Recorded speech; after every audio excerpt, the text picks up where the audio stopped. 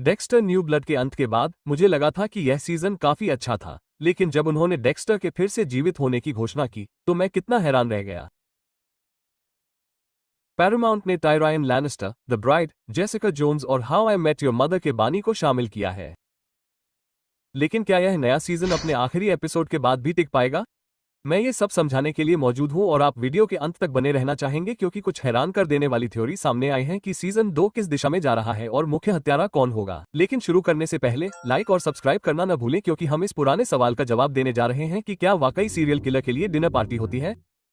Dexter resurrection iron lake के Dexter Morgan उर्फ gym Lindsey के फिर से जीवित होने के बारे में है, जो न्यू ब्लड के अंत में अपने ही बेटे द्वारा गोली मारे जाने के बाद भी जीवित बच जाता है। हालांकि बाइबल के अनुसार यह एक वास्तविक पुनरुत्थान नहीं है, लेकिन डेक्स्टर को मियामी मेट्रो के एक पूर्व सहयोगी एंजल बतिस्ता की मदद से अपना पुराना नाम वापस मिल जाता है। यह उचित लगा कि डेक्स्टर मॉर्गन को कानूनी रूप से पुनर्जीवित किया जाए। बे हार्बर कसाई के रूप में उसकी हत्याओं के साथ सार्जेंट जेम्स डॉक्टर को रूपक रूप से पुनर्जीवित किया जाता है और वो हर किसी के पसंदीदा सीरियल किलर के रूप में एक नया जीवन शुरू करने के लिए स्वतंत्र है।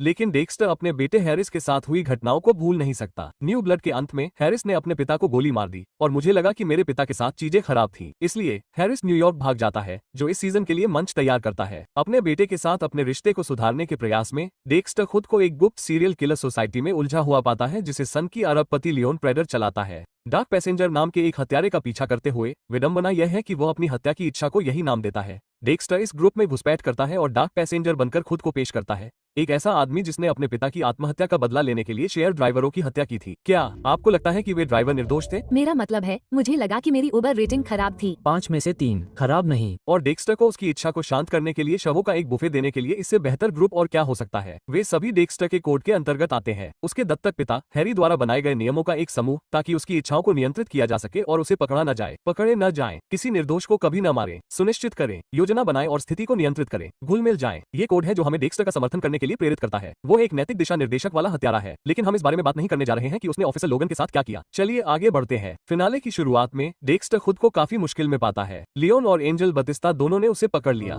मुझे याद रहेगा, डेक्स्टर लियोन के मकाओ वॉल्ट में बंद है, जिसमें सीरियल स्लेशर ट्रॉफियां हैं, एक वॉल्ट जिसमें बे हार्बर बुचर के खून के नमूने भी हैं। पिछले एपिसोड में लियोन ने अपनी पहली हत्या की, बतिस्ता को गोली मार दी क्योंकि उसने डेक्स्टर को मारने की कोशिश की थी, और जैसा कि हम थोड़ी देर में देखेंगे, इसने उसके अंदर एक लालसा पैदा कर दी है। डेक्स्टर खुद को वॉल्ट में बंद पाता है, जहां लियोन उसे प्यास से मरने तक वहीं छोड़ने की योजना बना रहा है। वहां उसे उसके भाई ब्रांड द्वारा प्रेतवाधित किया जाता है, जिसे आप सीजन 1 के आइस ट्रक किलर के रूप में याद कर सकते हैं। यह आत्मनिरीक्षण का क्षण है क्योंकि डेक्स्टर के पास सब कुछ था, एक ऐसा समूह जिसने आखिरकार उसे अपना बना लिया। लेकिन जैसा कि डेक्स्टर बाद में लियोन को बताएगा, तब मुझे एहसास हुआ कि उनके सभी पीड़ित निर्दोष लोग थे, आखिरकार एक जैसे विचार नहीं थे। डेक्स्टर बतिस्ता के फोन का उपयोग करके अपने बेटे हैरिस से संपर्क करने में सक्षम है, जिसका उसने सीजन के दौरान फिर से भरोसा हासिल कर लिया है। हैरिस उसके बचने की आखिरी उम्मीद हो सकती है, लेकिन लियोन और उसके सहयोगी चार्ली को पता है कि वह कैसा दिखता है, और बहुत जल्द ही हैरिस अपने पिता को बचाने के लिए कार्यक्रम में घुस जाता है। आप देखिए, गाला प्रेडर के महल में आयोजित किया जा रहा है,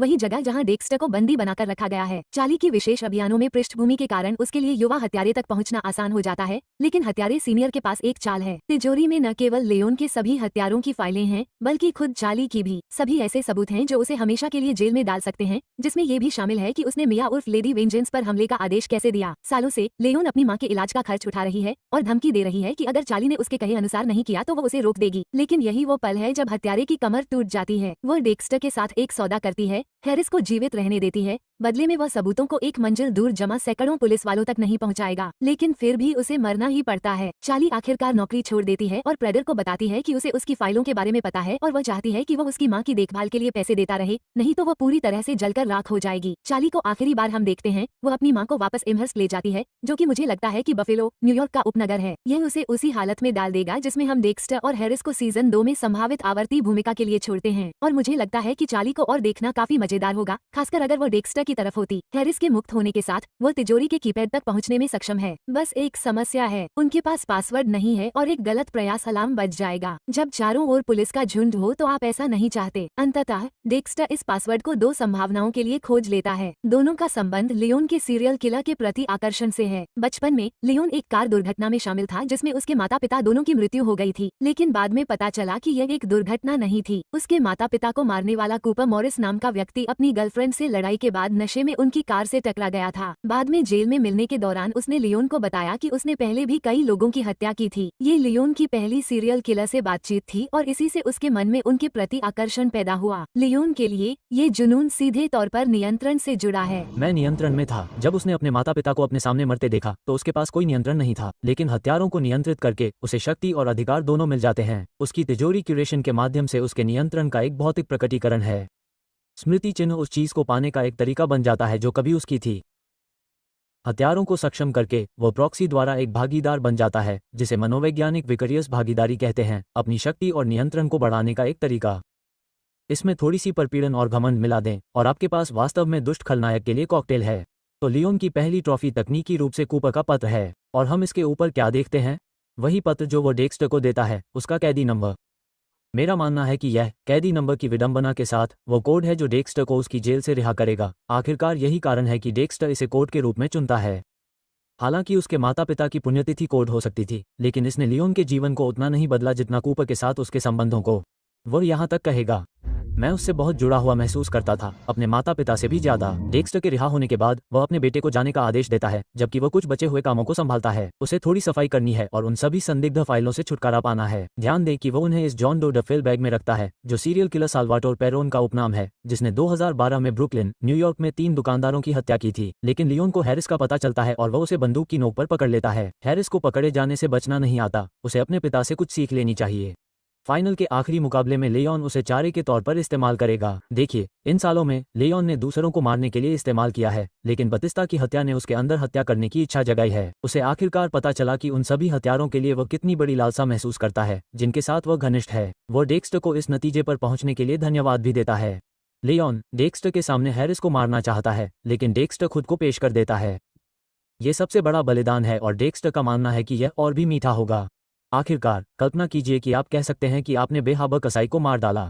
आप सबसे बड़े शिकारी बन जाएंगे। इससे भी बेहतर, डेक्स्टर को मारकर आप हैरिस को उसी स्थिति में छोड़ देते हैं जिसका सामना लियोन को करना पड़ा था, जिसमें उसे अपने माता पिता की मौत देखनी पड़ी थी। लेकिन एक चालाक चाल में डेक्स्टर अपने बेटे से ये कहता है, मुझे खेद है कि मैं तुम्हें वो सुरक्षा नहीं दे सका जिसकी तुम्हें जरूरत थी। यह एपिसोड 9 का हिस्सा नहीं है जिसमें डेक्स्टर अपने बेटे को कुछ देता है। हम उस एपिसोड में इसे कभी नहीं देखते हैं, लेकिन इसे कॉन्डोम के तौर पर दिखाया गया है। लेकिन अब ये पता चला है कि उसने अपने बेटे को ओपियोइड की एक सिरिंज दी थी, जिसका इस्तेमाल डेक्स्टर अपने शिकार को वश में करने के लिए करता है। उसने ये हैरिस को प्रेडर से बचाने के लिए दी थी, और अब इसका इस्तेमाल उसे नीचा दिखाने के लिए एक कोड वर्ड के तौर पर किया जा रहा है। बेशक, डेक्स्टर को अपने डार्क पैसेंजर को संतुष्ट करना होगा, और हैरिस के बरी हो जाने के बाद वो आखिरकार वो आमने सामने का समय बिता सकता है जिसका वह हकदार था। हेरोल्ड शिपमैन उर्फ डॉक्टर डेथ, एक ऐसे व्यक्ति के स्कैल्पेल का उपयोग करके जिसने बुजुर्गों पर मेडिकल हेरोइन का उपयोग करके लगभग 250 लोगों को मार डाला था, वो अपने ब्लड स्लाइड बॉक्स के लिए एक रक्त नमूना एकत्र करने में सक्षम है। यह एक तरह की विडंबना है कि ट्रॉफी इकट्ठा करने वाला व्यक्ति अब डेक्स्टर का एक हो रहा है, लेकिन डेक्स्टर खुद को रोक लेता है, ये कहते हुए, मैं याद रखने के लिए ट्रॉफी रखता हूँ और मैं तुम्हें याद नहीं करना चाहता।